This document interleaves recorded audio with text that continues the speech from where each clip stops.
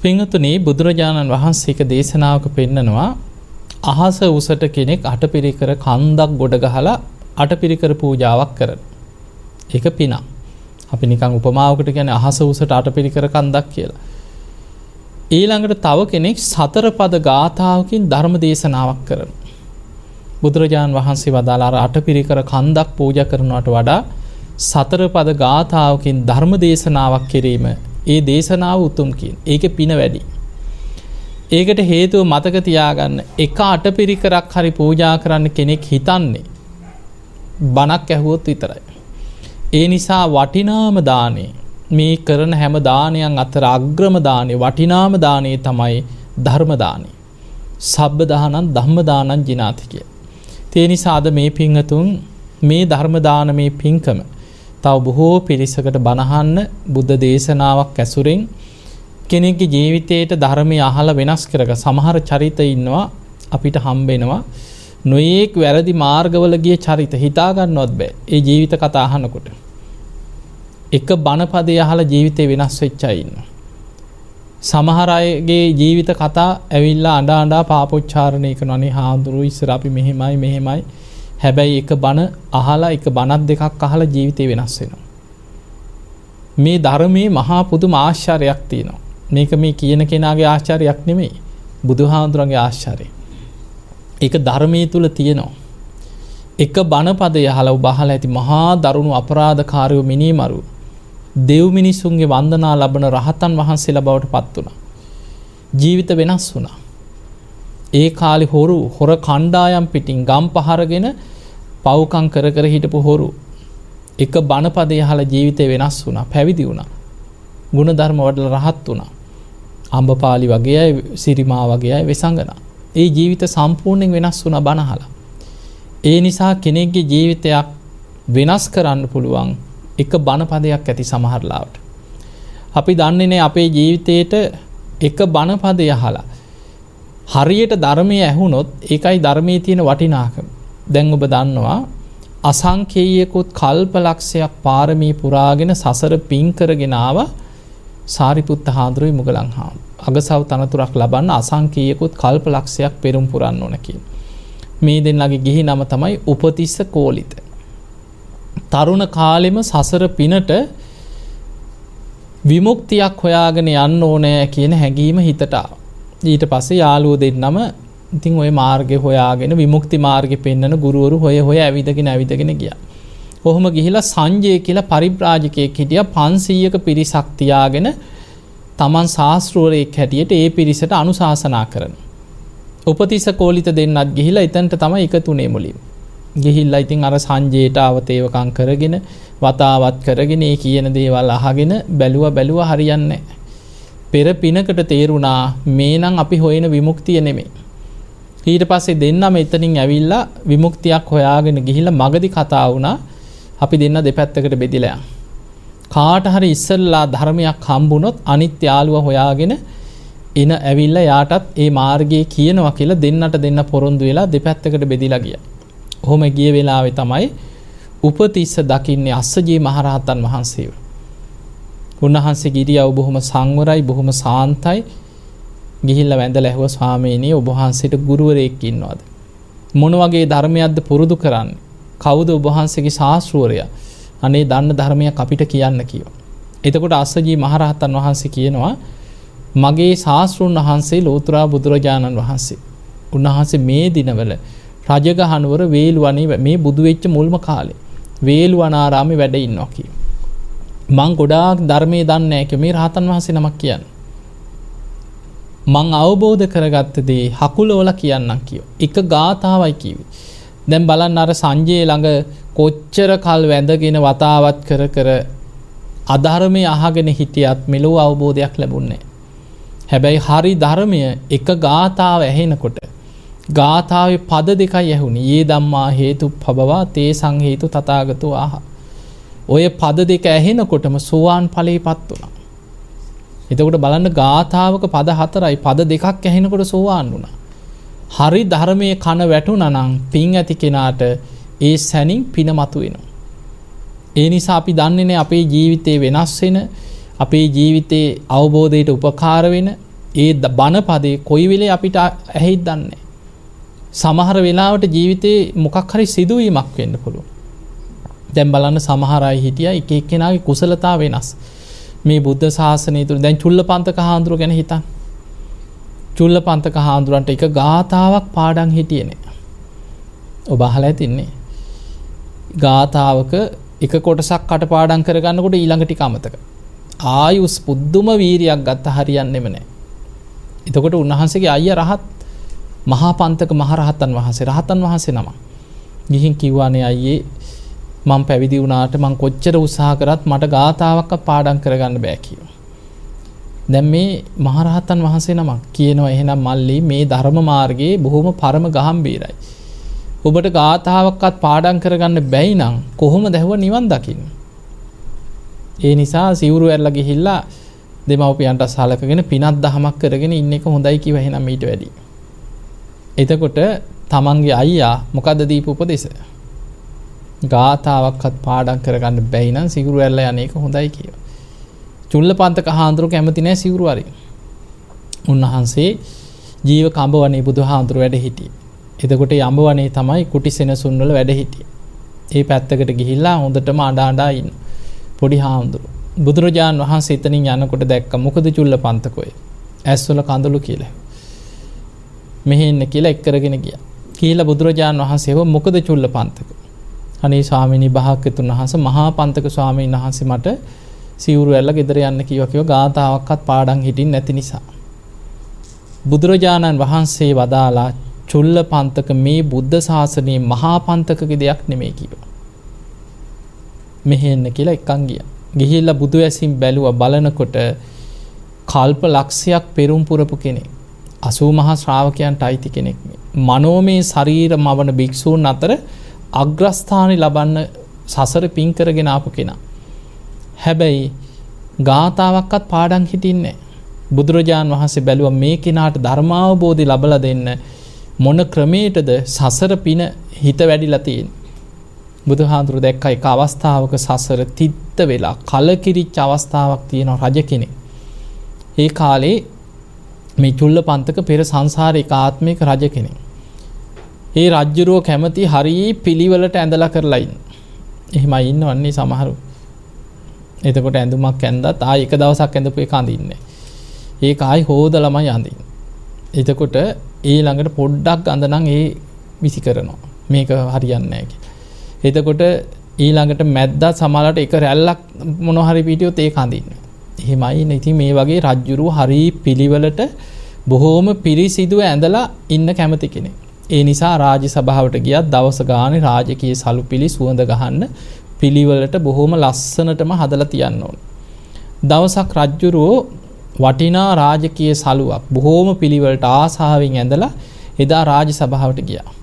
එදා දවසම කටයුතු ගොඩාක් තිබිලා හවස් වෙනකන් රාජ සභාවේ මේ වැඩ කරලා දැන් රජ්ජුරුවන්ටම වෙහෙසිලා දාඩිය වැක්කිරිලා එදා රජ්ජුරුවෝ ඇවිල්ලා බැලුවා මේ ඇඳගෙන ගිය ඇඳුමට මේ පැය කීපයක් යනකොට වෙලා තියෙන දේ. මුළු ඇඳුමම අපිරිසිදු වෙලා ඇකිලිලා දාඩිය ගඳේ බෑ. රජ්ජුරුවන්ට එදා තමන්ගේම කය ගැන කලකිරුණා. අපි කියන්නේ තිත්ත වෙනවා කියලා. ඒ වගේ සමහරුන්ට සමහර දේවල් තියෙනවා හිතට කාවදිනවා. අර ඇඳුම අරගෙන අතට අරගෙන බලාගෙන හිටියා මේ පොඩි වෙලාවකට කොච්චරනම් ඇඳුම අපිරිසිදු වුණාද? කය ගැන මේ කය මොනතරම් අසූචි වැగిරෙන මේ දහඩිය වැగిරෙන ඇස් වලින් කඳුළු නහයෙන් හොටු කටෙන් කෙල මේ නවදුරකින් අසූචි වැగిරෙන කුණු කයක් නේ මන් දරාගෙන ඉන්නේ කියලා එදා කය ගැනම හිතා කල්පනා කරා. බුදුරජාන් වහන්සේ දැක්ක මෙන්න මේ පින මතු කරන්න පුළුවන්. බුදුරජාන් වහන්සේ පිරිසිදු රෙදි කඩක් දුන්නා චුල්ලපන්තක හාමුදුරන්ට.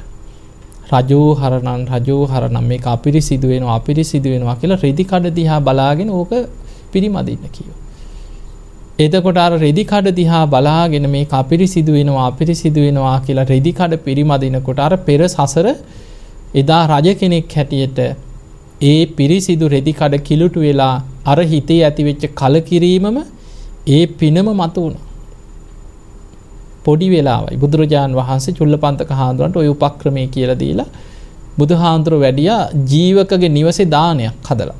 ජීවක බුදුහාඳුරන්ට මේ උපස්ථාන කරන්නම පාරමී පුරාගෙන පෙරුම් පුරාගෙන ආපු වෛද්‍යවරයා. ඒ නිවසට ගිහිල්ලා දැන් දානි බෙදන්න හදනකොට බුදුහාඳුරෝ පාත්‍රය අතින් වැහුවා. ජීවක ඇහුවා නේ ස්වාමීනි අපෙන් අඩුවක් වුණාද? බුදුරජාණන් වහන්සේ වදාලා ජීවක එක භික්ෂුවක් ඉන්නවා කිව්වා ආරාමේ. උන්වහන්සේව දැන් එක්කන් එන්න කාලයයි කිව්වා. ඉක්මනට සේවකයෙක් වැරියා ගිහිල්ලා අර ස්වාමීන් වහන්සේ වඩම්මගෙන ඉන්න අන්න එක්කෙනෙක් ආරාමේ වැඩ ඉන්නවලු. යනකොට එකම ස්වාමීන් වහන්සේ කෙනෙක් බිම වාඩි වෙලා භාවනා කරනවා, කෙනෙක් සිවුරක් වනනවා, කෙනෙක් මිදුලාතු ගන්නවා. එකම රූපේ තියෙන. එක එක ස්වරූපයෙන් පිරීලා ඉන්න ආරාමේ පුරාම. ගිය සැනින් ආපහු ආවා. අනේ ස්වාමීනි භාග්‍යතුන් වහන්සේ එකම රූපේ තියෙන ගොඩාක් අය ඉන්නවා කිව්වා. බුදුරජාන් වහන්සේ වදාළ ඔබ ආයෙමත් යන්න. ගිහිල්ලා අහන්න කවුද චුල්ලපන්තක කියලා ඒ පිරිස අතරට ගිහිල්ලා අහන්න කිව්වා. කෙනෙක් කතා කරයි මමයි කියලා. උන්වහන්සේගේ ගිහිලා අතින් අල්ලලා උන්වහන්සේට වන්දනා කරන්න කිව්වා. එතකොට අනිත් ඔක්කොම නැති වෙයි. උන්වහන්සේ වෙක්කන් එන්න කිව්වා. ගිහිල්ලා ඇහුවා කවුද චුල්ලපන්තක?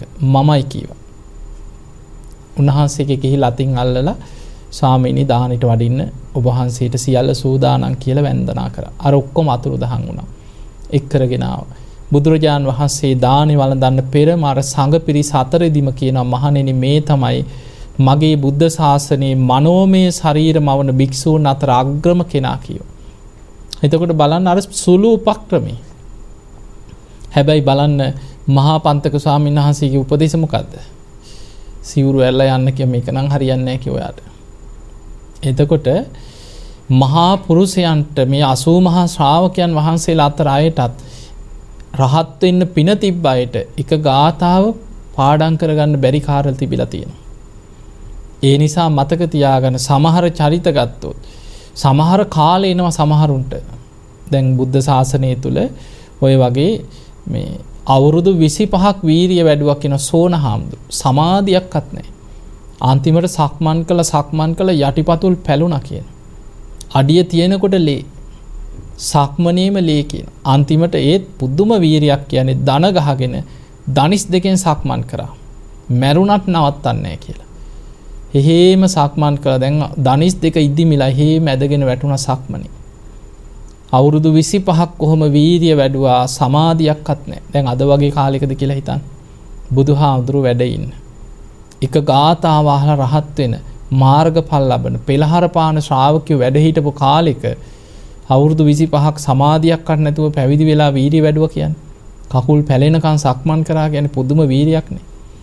අන්තිමට අවුරුදු 25කට පස්සේ හිතුණා මට පින නැතුව ඇති. සිවුරු ඇරලා යනවා කියලා හිතුණා. මට මේක හරියන්නේ නැහැ කියලා.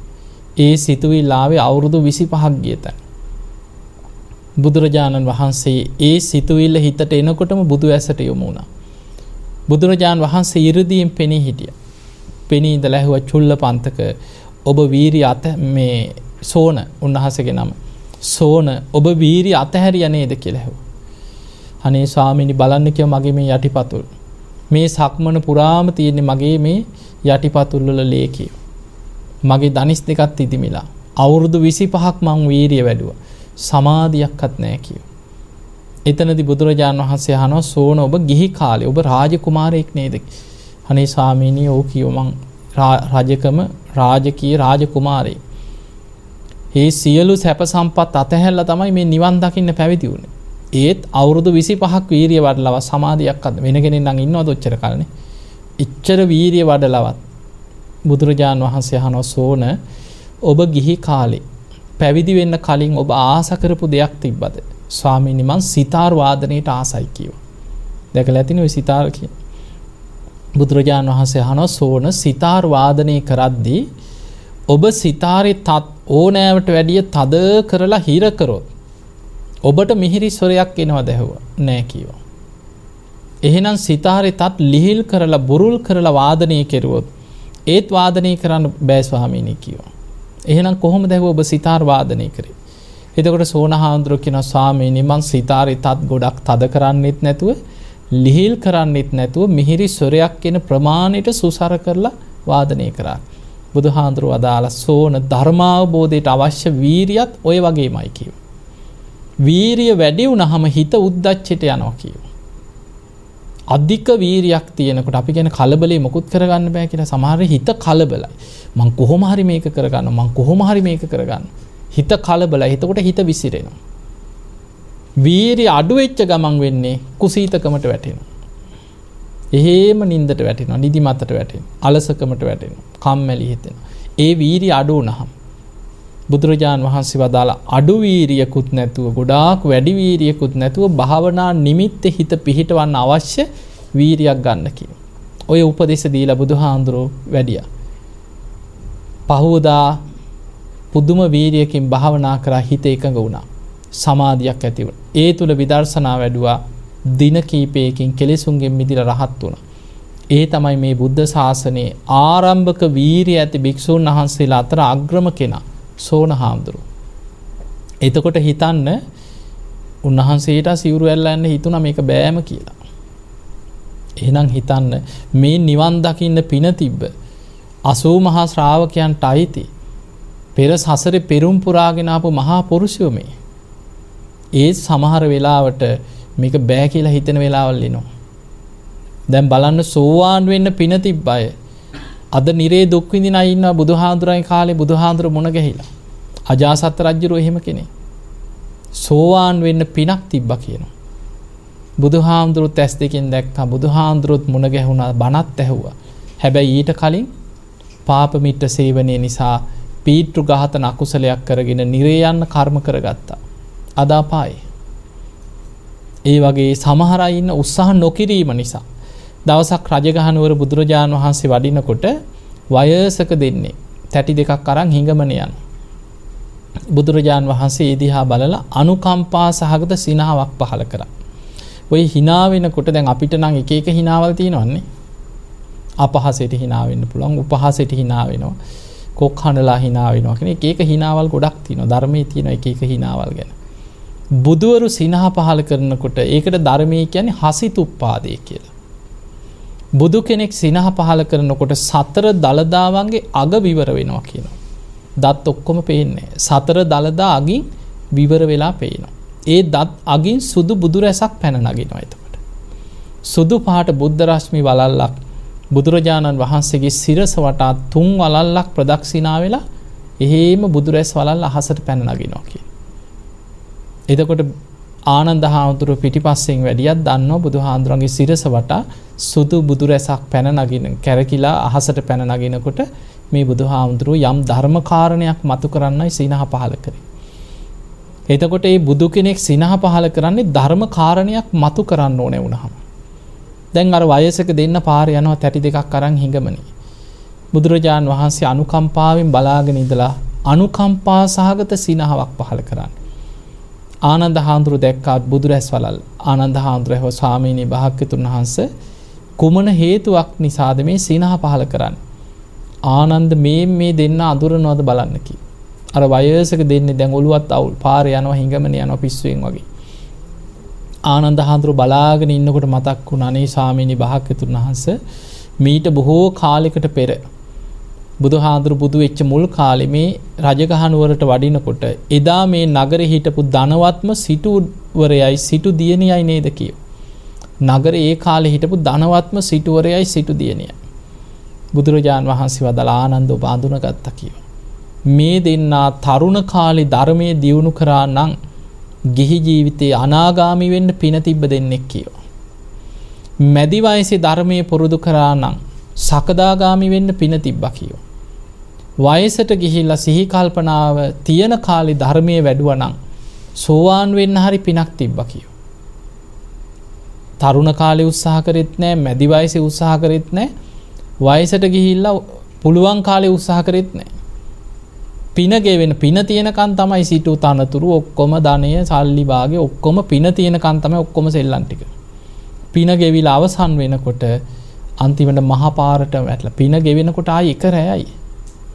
බලන්න සමහර රජ මැදුරේ හිටියත් එක රැයෙන් මහා පාරට වැටෙන්නේ නැද්ද? ලොකු ගෙවල් හදාගෙන ඉන්නවා. ගින්නකින් සියල්ල විනාශ වෙන්න පුළුවන්. සුනාමිය ආවා. පොළොවටම සමතලා වෙච්චව නැද්ද? අත්තිවාරම් විතරයි සමහරුන්ගේ ගෙවල් දොරවල් වල. ගොඩනැගිලි පිටින් කඩාගෙන වැටුණා සමහර. මහා පොළොවට භූමිකම්පාවකින්, සුළඟකින්, ගින්නෙන්, ජලයෙන් විනාශ වෙන්න පුළුවන්. එක්කෝ අපි දන්නෙත් නැහැ සමහරට ඔබේ ඉඩකඩම් දීපල කොහේ හරි ඉන්න හතුරේ කොරෝප්පුවල් ලියාගෙන අයිති කරගෙන තියෙන්නත් පුළුවන්. ඔබ දන්නෙත් නැහැ. රජ්ජුරුවන්ට බැයිද එක රැයින් රාජසන්තක කරගන්න. අපිට මේ මගේ ඉඩම කිව්වට එක රැයින් රාජසන්තක කරගන්න පුළුවන්. ඒ නිසා අපිට තියෙන දේපල වස්තුව බලන්න සමහර අය ඔබ ඔය මානසික රෝහලකට එහෙම ගිහිලා චුට්ටක් විස්තර හොයලා බලන්නකො මිනිස්සු දිහා. රටේ හිටපු හොඳ ව්‍යාපාරිකයෝ ඉන්නවද පිස්සු හැදිලා? වෛද්‍යවරු ඉන්නවා, ඉංජිනේරුවෝ ඉන්නවා, බැංකු මැනේජර්ලා ඉන්නවා. නොඑක් චරිත එක එක જાති අය. ඒ නිසා සමාජය හොඳට හිටපු ගන්නපු අය ඔළුව අවුල් වෙලා පොඩි දෙයක් ඇති ජීවිතේ කඩාගෙන වැටෙන්න. ඒ නිසා පින්වතුනි පුළුවන් තරම් පිනක් කරගන්න, කුසලයක් කරගන්න, ධර්මයේ දියුණු කරගන්න ලොකු උත්සාහයක් ගන්න. අපි දන්නේ නැහැ අද අපි මෙහෙම හිටියට මොන විදිහට අපිට ඉදිරියේ මොනවා වෙයිද, හෙට මොකක් වෙයිද. ඒ නිසා පින කියන එක අපිට හැමදාම රැකෙන්න බෑ. පිනේ විපාක ගෙවිලා දැන් අපි අකුසලයක් කරත් අකුසලයේ විපාක ගෙවිලා අවසන් වෙනවා. කරන පිනේ විපාකත් විපාක දීලා අවසන් වෙනවා. බුදුහාමුදුරන්ගේ කාලේ බුදුරජාන් වහන්සේ වැස් දෙකෙන් දැකලා මුණ ගැහිලා. දැන් අපි හිතනවා අනේ අපිට බුදුන් දකින්න තියෙනවා නම්. හිතන අය නැද්ද? අනේ අපිට බුදුන් දකින්න. අපි දකින්න ඇති ඕන තරම්. කොච්චර බුදුරු පහළ වුණාද අතීත සංසාරේ දිහා ගනිද්දී. ඒ බුදුහාමුදුර ඇස් දෙකෙන් දැකලා අපායේ ගියයි නැද්ද? දේවදත්ත දැක්කේ නැද්ද ඇස් දෙකෙන් බුදුහාමුදුරන්? චින්චි මානවිකාව, සුප්‍රබුද්ධ රජුරු, බුදුහාමුදුරන්ගේ මාමණ්ඩිනේ සුප්‍රබුද්ධ රජුරු. බුදුහාමුදුරන්ට නිඳා කරලා පාර වලක්වලා අන්තිමට පොළොව පලාගෙන අපායටම වැටුණා. කොච්චර බුදුහාමුදුරන් ඇස් දෙකෙන් දැකලා හතුරුකම් කරපු මිනිස්සු හිටියද? ඒ නිසා බුදුරජාණන් වහන්සේ පෙන්වුවේ උන්වහන්සේ ඇස් දෙකෙන් බලන්න නෙමෙයි. ඇස් දෙකෙන් දකින්න තියෙනවනේ ඒකත් පිනක් තමයි පින් ඇති කෙනෙකුට. බුදුහාමුදුරු පෙන්වුවේ යෝ ධම්මං පස්සති සෝමං පස්සති. ධර්මයෙන් දකින්න එච්චරයි. බුදුහාමුදුරන්ගේ කාලේ හිටියව බහලා ඇති වක්කලි කියලා හාමුදුරු කෙනෙක්. මේ වක්කලි බුදුහාමුදුරු දවසක් බණ කියන්න යනකොට තරුණෙක් පැවිදි වෙලා නැහැ. ওই පාරේ ඇවිදගෙන යන පිරිස බොහෝ පිරිසක් බුදුහාමුදුරු බණ කියනකොට බණ අහනවා. මේ තරුණයා අර පිරිස අතරින් ඇවිල්ලා බණ අහගෙන හිටියා. බුදුරජාණන් වහන්සේගේ රූපයට පුදුමාකාර ආසාවක් ඇති වුණා. මහා පුරුෂ ලක්ෂණ වලින් යුක්ත ඒ බුදුහාඳුරන්ගේ බුදුරුව උන්වහන්සේගේ දහම් දේශනකට දත්තකින් සුදු බුදු රැසක් පැන නගිනවා. අෂ්ටාංග සමන්නාගත බ්‍රහ්මස්වරයකින් යුක්තයි කියන බුදුහාඳුරන්ගේ හඬ. ඒ කටහඬ බුදුහාඳුරන්ගේ ධර්ම දේශනා විලාසයේ ඒ බණපද බුදුහාඳුරෝ දහම් දේශන ඉරියව්ව බුදුහාඳුරන්ගේ බුදුරුව දෙතිස් මහා පුරුෂ ලක්ෂණ මේ බුදුහාමුදුරුවෝ ගැන පුදුම ගෞරවය. දැන් ආසාව වැඩි. අනේ මේ වගේ කෙනෙක්. අනේ මං උන්වහන්සේ ළඟ මාත් පැවිදි වෙනවා කියලා හිතුවා. දැන් මේ නිවන් දකින්න ආසාව නෙමෙයි. බුදුහාමුදුරන්ගේ රූපේට මහා පුරුෂ ලක්ෂණ වලට අර කටහඬට ඇලුම් කරලා පැවිදි වුණේ. පැවිදි වුණේම නිවන් දකින්න හිතාගෙන නෙමෙයි. පැවිදි වෙච්ච දවසේ ඉඳන් බුදුරජාන් වහන්සේ කොහෙද වැඩ ඉන්නේ? වක්කලි හාමුදුරුවෝ දැන් බලාගෙන ඉන්නවා. බුදුහාඳුරෝ දහම් දේශනකොට ධම්සභා මණ්ඩපේ බුදුහාඳුරෝ පේන තැනක වාඩි වෙලා බුදුරජාන් වහන්සේ දිහා බලාගෙන ඉන්නවා. උන්වහන්සේගේ බුදුරුව දිහාමයි බලාගෙන ඉන්නේ. ඉතින් ඔහොම කාලෙ ගෙවිලා ගියා. දැන් වක්කලි හාඳුරෝ බුදුහාඳුරෝ ගිජ්ජකූට පර්වතයේ වැඩ හිටියේ. වක්කලි හාඳුරොත් ඒ අසලම පර්වතයක් මුදුනේ බුදුහාඳුරන්ගේ ගන්ධ කුටිය පේන මානි තමයි කුටියක නතර වෙලා හිටියේ. නිතර දවසට දෙතුන් පාර බුදුහාඳුරෝ බලන්න ඕනේ. නැත්නම් හිතට හරිනේ. ඉතින් තාම මේ බුදුහාඳුරු දකින්න ආස වුණාට සෝවාන්වත් වෙලා නැහැ ඒ වෙනකොට. වක්කලි හාඳුරන්ට හොඳටම ලෙඩ වුණා. මාරාන්තික අමාරුවක් ආවා. දැන් වක්කලි හාඳුරන්ට කයේ රෝගීට වඩා හිතේ රෝගේ බලවත්.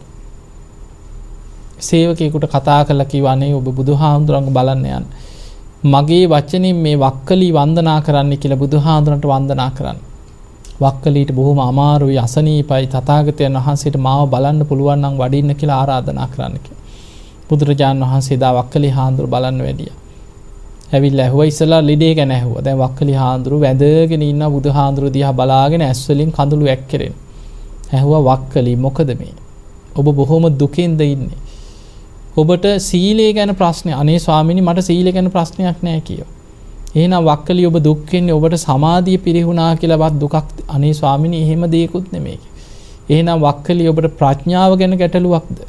ස්වාමිනේ එහෙම දෙයක් නෙමෙයි. එහෙනම් මොකක්ද ඇහුවා?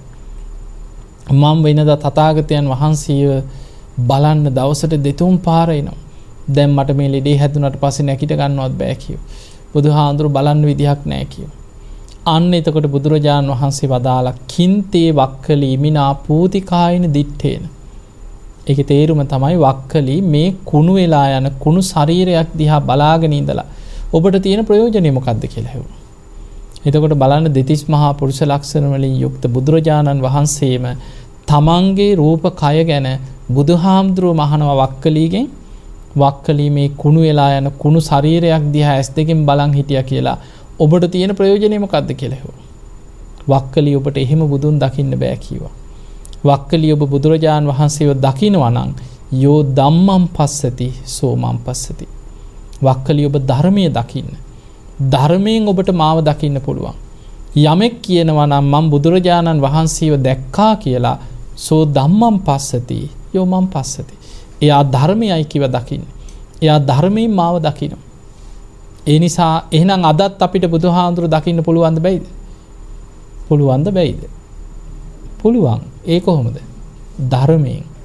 අපි ධර්මයේ ඉගෙන ගන්නවා නම්, ඒ ධර්මයේ විමසනවා නම්, බුදු ගුණ මෙනෙහි කරනවා නම්, ධර්මයේ ගුණ සිහි කරනවා නම්, ධර්මයට ආස කරන කෙනෙක් නම් ධර්මයේ තුලින් අදත් බුදුරජාණන් වහන්සේව දකින්න පුළුවන්.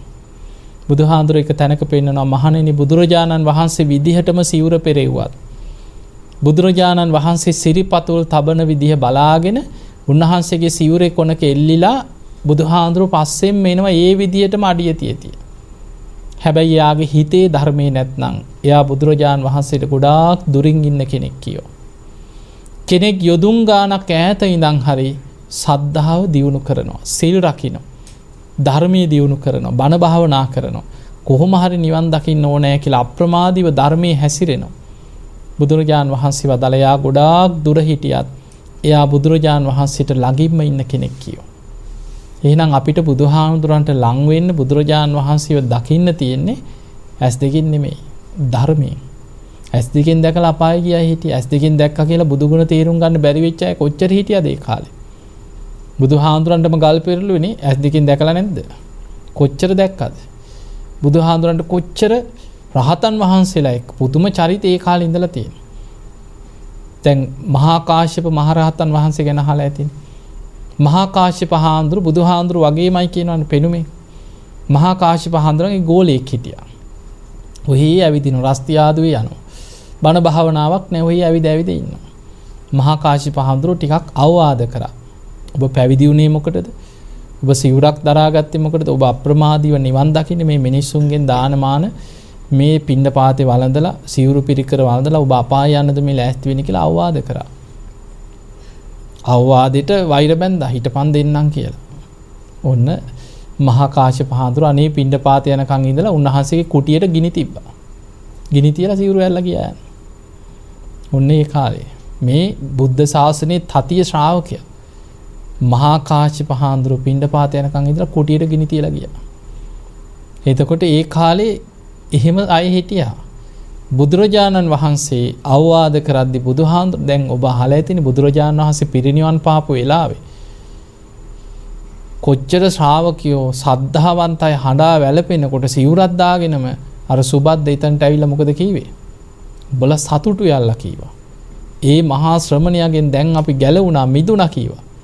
දැන් අපිට මේක කැපයි මේක අකැපයි කියලා නීති දාන්න කෙනෙක් නැහැ. අපිට ඕන විදිහට ඉන්න පුළුවන් කිව්වා. චිතකේ ගිනි නිවෙන්නත් කලින්. ඒ නිසා මතක තියාගන්න එක එක චරිත ගිහි වේවා පැවිදි වේවා බුදුන් දකින්න නම් ධර්මයෙන් බුදුන් දකින්නවා මිසක් වෙන දකින්න ක්‍රමයක් නැහැ. ඒ නිසා ඔබ ධර්මයේ දියුණු කරගන්න දක්ෂ වෙන්න. ඔබ සද්ධාව වඩන්න. ඔබට තියෙන ප්‍රධානම සුගතියක හරි යන්න නම් අවශ්‍ය පළවෙනිම දේ තමයි සද්ධාව. ඒ සද්ධාව ඒකට හේතුව තමයි අපි මේ ඉන්නේ බුද්ධ කාලෙක මතක තියාගන්න. බුදුහාඳුරන්ගේ බුද්ධ ශක්තිය ලෝකේ තියෙන කාලෙක වැඩ ඉන්නේ. තාම බුදුහාඳුරන්ගේ ධාතුන් වහන්සේලා වැඩ ඉන්නවද නැද්ද? තාම ලෝකේ වැඩ ඉන්නවා. මනුස්ස ලෝකෙ විතරක් නෙමෙයි දෙව්ලොව සිළුමිනිසෑයි, බඹලොව සළුමිනිසෑයි, නාලව දසදහසක් ලෝක ධාතු වල දෙව් බඹුන් මේ ධාතුන් වහන්සේලාට වන්දනා කරනවා.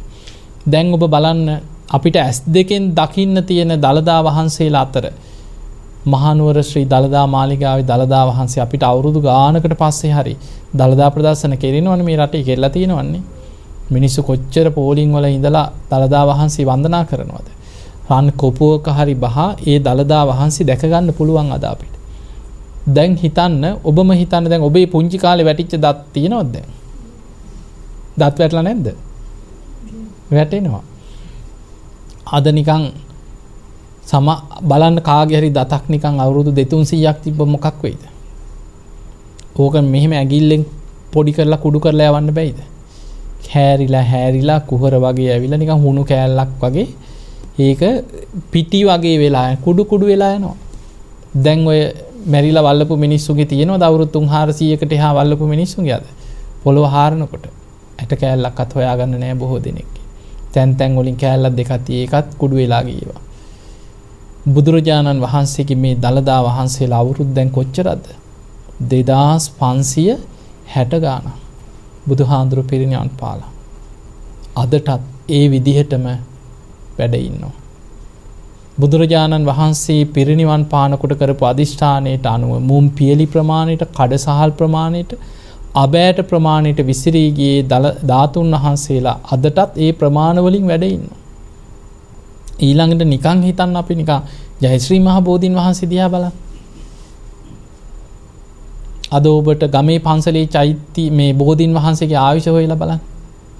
කොච්චරක් විතරද ගමේ පන්සලේ ඇතිනේ බෝධියක් නේ. හොඳට හොයලා බලන්න ලොකු බෝධීන් වහන්සේලා තියෙන පන්සල් ඇති.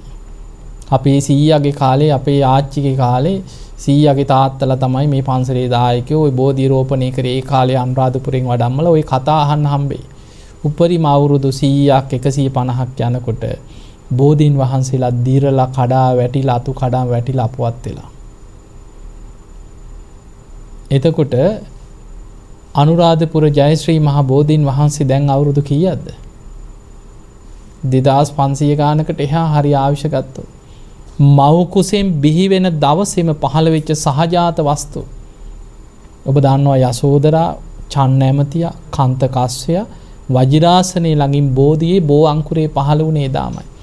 ඒ බෝධියේම දක්ෂිණ ශාඛාව මේ. පැලයක් නෙමෙයි. දකුණු පැත්තේ ශාඛාව කියන්නේ දකුණු අත්ත තමයි ලංකාවට වැඩැම්මේ. එතකොට මේ දක්ෂිණ ශාඛා බෝධීන් වහන්සේ අදටත් ඒ ප්‍රමාණයෙන්ම පවතිනව නේද? ගොඩාක් විශාල වෙලාද අනිත් බෝධීන් වහන්සේලා දිහා ගනිද්දී? නෑ. එතකොට දැන් අවුරුදු 2000 ගානක් ගියත් තාම පුංචි ප්‍රමාණයෙන්ම ඒ ප්‍රමාණයෙන්ම පවතිනවා. ඒ බෝධියේම බෝ අංකුර වලින් හටගත්ත බෝධීන් වහන්සේලා ගත්තොත් බොහෝ ප්‍රමාණයක් දැන් අපවත් වෙලා. ඒ නිසා හැබැයි ජයශ්‍රී මහ බෝධීන් වහන්සේ තාමත් ඒ ප්‍රමාණයෙන් වැඩ ඉන්නේ.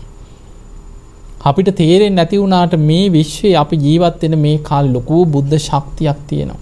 අවුරුදු 5000ක් යනතෙක් මේක තියෙනවා. ඔබ දන්නවා රතන සූත්‍රයේ ආඥාව කෝටි ලක්ෂයක් සක්වල ආඥා පිටවපු දේශනාවක් හැටියට තියෙනවා. බුදුහාඳුරන්ගේ බුදු ගුණ, ධර්මයේ ගුණ, සංඝ ගුණ, තුනුරුවන්ගේ ආඥාව කෝටි ලක්ෂයක් සක්වල ආඥා පිටවපු දේශනාව. දැන් බලන්න ඔබ අහලා ඇති වට්ටක පිරිත අහලා ඇතිනේ. පිරිත් පොතේ තියෙන වට්ටක පිරිත. ඒකේ තියෙන අපේ බුදුරජාන් වහන්සේ බුදු වෙලා මේ භික්ෂුන් වහන්සේලා පිරිසක් එක්ක රජගහනුවරින් වඩිනකොට එක පැත්තකින් ලැබු ගින්නක් පැතිරීගෙන එනවා. විශාල ගින්නක් එනවා මේ පැත්තට. කලබල වෙච්ච කෙලෙස් සහිත ස්වාමීන් වහන්සේලා මාර්ගඵල ලැබුවයි නෙමෙයි අනිත් අය කලබල වෙලා වතුර හොයනවා, නිමන්න හදනවා, ලී දඬු අරගෙන ගින්න නිවන්න උත්සාහයක් ගන්නවා. අම්මෝ අපේ පැත්තට විශාල ගින්නක් එනවා කියලා. බුදුරජාණන් වහන්සේ මේ ගින්න දෙසට පියවර කීපයක් ගිහිලා එක තැනක නතර වෙලා ගින්න දෙස බලාගෙන හිටියා. අර විශාල ලැබු ගින්න ආපස්සට නිවිගෙන ගියා. වේගෙන් නිකන් මුහුදු රළ පාරකට ගින්නක් නිවුනා වගේ ගින්න එක තැනකට ඇවිල්ලා එතනින් ආපස්සට නිවිගෙන ගියා. භික්ෂුන් වහන්සේලා හිතුවා මේ බුදුහාඳුරන්ගේ අදිෂ්ඨානය. බුදුරජාණන් වහන්සේ ළඟට ඇවිල්ලා කියනවා ස්වාමීනි ඔබ වහන්සේ මේ නම් ආශ්චර්යයි. තථාගතයන් වහන්සේ ගින්න ළඟට ගිහිල්ලා ගින්න දිහා බැලුවා විතරයි මේ ගින්න නිවිගෙන ගියා කියලා. බුදුරජාන් වහන්සේ වදාළ මහණෙනි තථාගතයන් වහන්සේ දැන් කරපු දෙයක් නෑ කිව්වා. ඒ පෙර සසරේ අදිෂ්ඨානයක් තියෙනවා කිය මේ භූමිය අදටත් බලවත්. අනේ ස්වාමිනී අතීත කතාව කියන්න කිව්වා. එතකොට බුදුරජාන් වහන්සේ වදාළ මහණෙනි සසරි පාරමී පුරනකොට ඒක ආත්මයක මෙතන මහ වනාන්තරයක් කියවයිදා. මේ ගස් අතර මෙන්න මෙතන තිබ්බ ගහක පුංචි වටුකුරුළු කූඩුවක එදා බෝසතාණන් වහන්සේ වටුකුරුළු පැටියෙක් හැටියට ඉපදිලා හිටියා කිව්වා. සසරේ පෙර එක ආත්මික විශාල ලැබුගින්නක් මේ වගේම ඇවිල්ලා අර ගස් ගිනි අරගෙන වේගෙන් ගින්න පැතිරීගෙන එනකොට පියාඹන්න පුළුවන් අත්තටු පණ තියෙන කුරුල්ල ඔක්කොම පියාඹගෙන ගියා කිව්වා. මේ වටුකුරුළු පැටියගේ අම්මයි තාත්තයි පියාඹගෙන ගියා කිව්වා. එතකොට ඒ අය පියාඹගෙන ගියා. මේ පුංචි වටුකුරුළු පැටියට පියාඹ ගන්න බැරි වුණා. අත්තටු පණ නැහැ. පියාඹන්න අත්තටු පණ නැහැ. ඒ වෙලාවේ දැන් වටකුරුළු පැටියා අර කූඩුවේ ඉඳගෙන සත්‍යක්‍රියාවක් කරන මේ පෙර බෝධිසත්වරුනේ. එතකොට අපිට තේරෙන්නේ මේ පුංචි පැටියෙක් වුණත් පෙර බෝධිසත්වරින්ගේ තියෙන ඒ හැකියාව.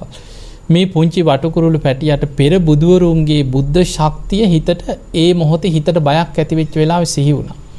හිතනවා පෙර බුදුවරුන්ගේ බුද්ධ ශක්තිය යම්සේද මම සසරේ යම් ගුණයක් පිරුවද ඇත්තටම අවංකව හිතනවා තමන්ගේ අසරණකම. ඒ වෙලේ හිතනවා මගේ අම්මා තාත්තත් දැන් මාව අතහැරලා පියාඹලා ගියා.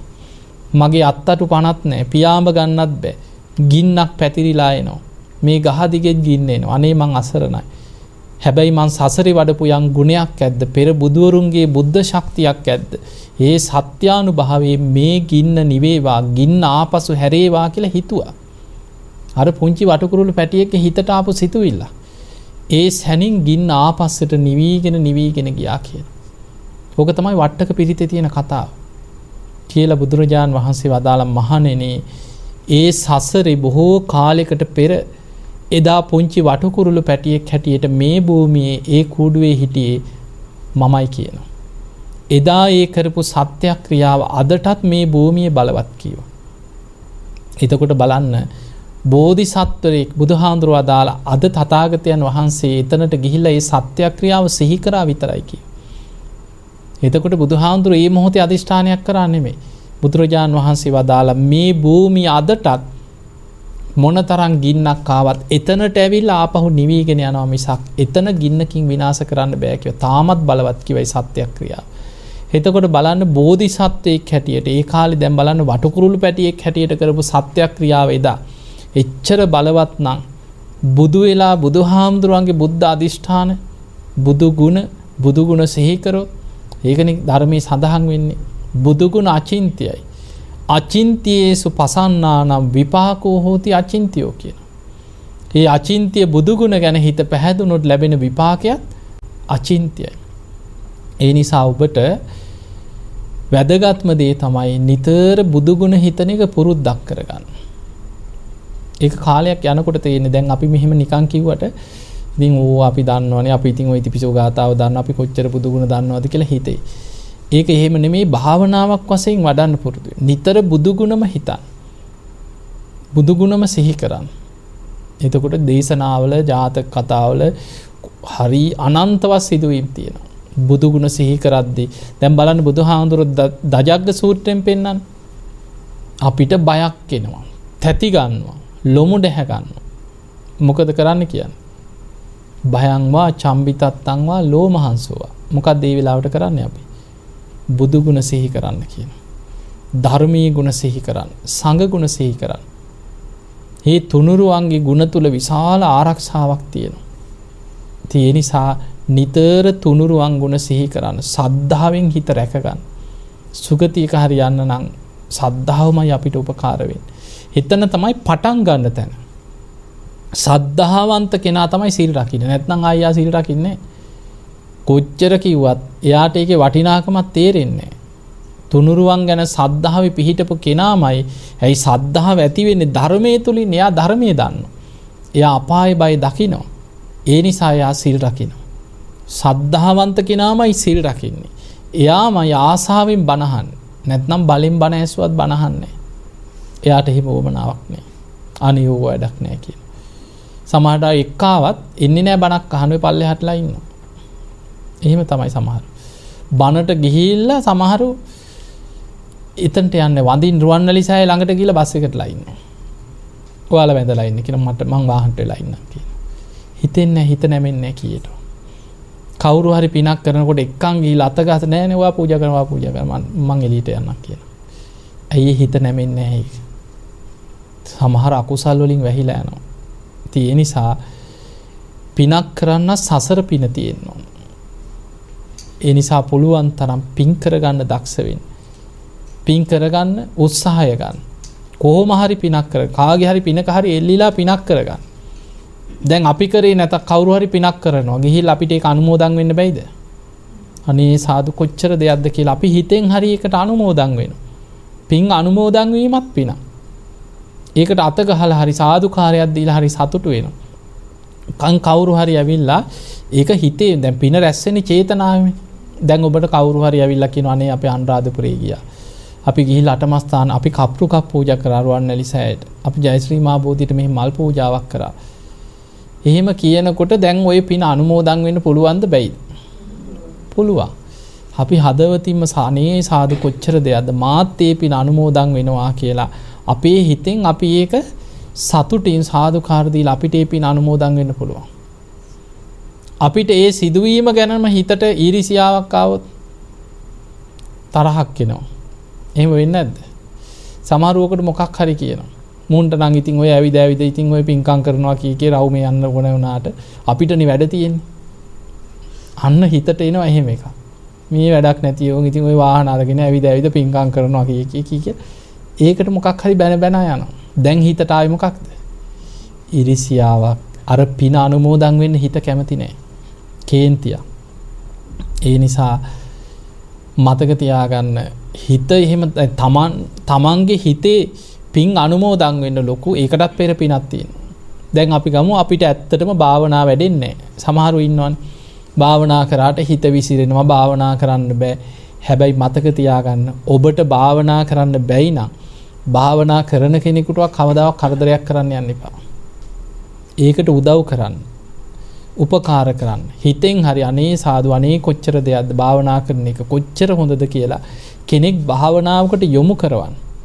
එතකොට තමන්ගේ පෙර අකුසල් තියෙනවා නම් ඒව හරි යටපත් වෙනවා. කවදාවත් භාවනා කරන අයට හිත් පාස් කරන්න. විහිළු තහළු කරන්න. එහෙම කරන අය නැද්ද? ඈ? ඉන්නවා භාවනා කරන කෙනාට. පොඩ්ඩ වරදිනකම් බලාගෙන ඉන්නේ. දැන් හොඳට අපි ගමු කවුරු හරි නිතර බණ අහනවා. බුදුන් අදිනවා. භාවනා කරනවා. පොඩ්ඩක් වරදිනකම් බලාගෙන ඉන්න. ඕන්න මුන්ගේ මහලුකු භාවනාව බේම් පේන්නේ නැද්ද කියලා අර භාවනාව ඉස්සරහට දාලා තමයි ඊට පස්සේ බනින්නේ. ඇයි ඒ? දැන් හිතේ ඊර්ෂියාව තියෙන අර භාවනාවත් එක්ක. Tamanට කරගන්න බෑ. තව කෙනෙක් භාවනා කරනකොට හිත ඇතුලෙන් ඊර්ෂියයි. ඒක හොඳට සමාජයේ තියෙන දෙයක්. පොඩ්ඩ වරදිනකම් ධර්මයේ වඩන ධර්මයේ දියුණු කරන කෙනාට පොඩ්ඩක් වරදිනකම් බලාගෙන ඉන්නේ. ඒ භාවනාව පිටින් තියලා බයින් මේ මහලුකු උපාසකයා මුන්ගේ හැටි පේන්නේ නැද්ද කියලා අර සිල්වත්කම ගුණය ධර්මයේ වඩන එක ඒක ඉස්සරහට දාලා බනින්නේ. ඒ මොකද Tamanට ගුණ ධර්ම වඩා ගන්න බෑ. Tamanට සිල් රකින්න බෑ. Tamanගේ හිත ධර්මයට නැඹුරු නෑ. Tamanට පින් කර ගන්න බෑ. හැබැයි කෙනෙක් කරනවා දකින්නකොට දන්නවා ඒක වටිනා දෙයක්. හිත ඇතුලේ එනවා සියුම් ඉරිසියාවක් එනවා. ඒ නිසා මතක තියාගන්න පින රැස් වෙන්නේ චේතනාව තුලයි. හිතේ පිරිසිදුකම මත තමයි පින රැස් වෙන්නේ.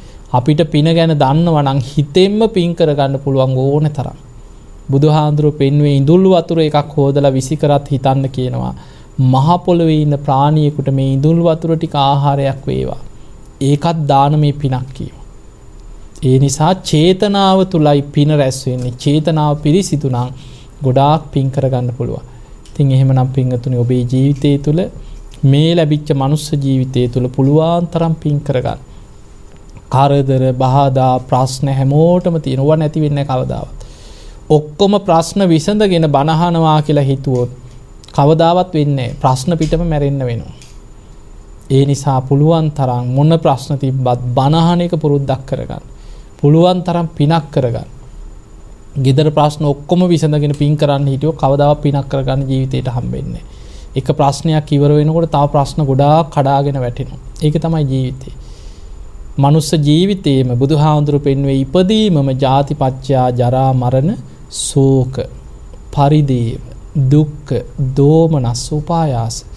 අඬනවා වැළපෙනවා පපුවට ගහ ගන්නවා ඔළුවට ගහ ගන්නවා සුසුම් හෙලනවා හූල්ලනවා. ඕක තමයි ජීවිතේ. ඒ නිසා ඔය අතරේ පුළුවන් තරම් පින් කරගන්න කුසල් වඩා ගන්න. ඔබ හැම දිනාටම සද්ධාදී ගුණ ධර්ම දියුණු කරගෙන උතුම් ධර්මයේම අවබෝධ කරගන්න වාසනාවම ලැබේවා ලැබේවා ලැබේවා කියලා ආශිර්වාද කරගන්න. එහෙමනම් ඔබ හැම දිනාම නිදුක් වේවා නිරෝගී වේවා සුවපත් වේවා. බක්කුල සෑයේ පිහිට ආශිර්වාදේ බක්කුල හාමුදුරන්ගේ ඒ උතුම් 13 වහන්සේලාගේ ඒ මහානුභාව සම්පන්න ගුණය නිවන් දකින්න තෙක් නිරෝගී සම්පත්තිය දීර්ඝායු සම්පත්තිය ඇතුව ඔබ හැම දිනාටම සුවසේ ධර්මාවබෝධය කරා යන්න මේ ධර්ම දානමේ පිනත් ආශිර්වාදයක්ම වේවා කියලා ආශිර්වාද කරනවා.